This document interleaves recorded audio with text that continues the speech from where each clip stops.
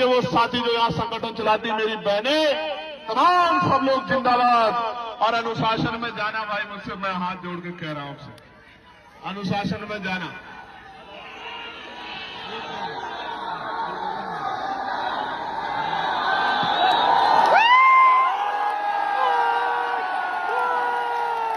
मेरी मूंछ ऊंची तब रहेगी, सुनो, मेरी मूंछ ऊंची तब रहेगी जब आपके घर भी महलों वालों के घरों जैसे हो जाएंगे। मेरी मूंछें खुद ब खुद ऊंची हो जाएंगी।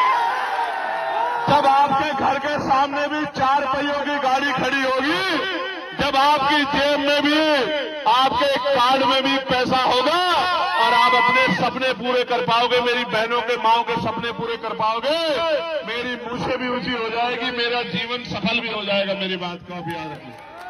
सुनो, गोली से मरने वाला नहीं हो, मेरी बात को याद रखना।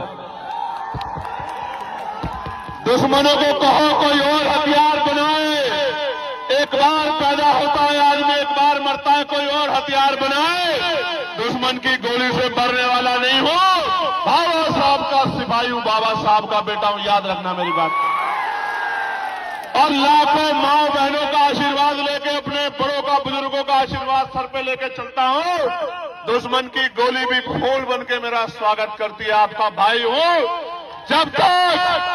जब तक लहू का आखिरी कतरा, शरीर में आखिरी सांस रहेगी, ये जीवन आपके नाम रहेगा, आपके सम्मान की लड़ाई लड़ता रहेगा। बहुत बहुत धन्यवाद। जय भीम, जय भारत। हरदोई की धरती आज इतिहास की गवाह बनी, जब भीम आर्मी प्रमुख और आजाद समाज पार्टी के राष्ट्रीय अध्यक्ष चंद्रशेखर आजाद की अब तक की सबसे बड़ी रैली आयोजित हुई।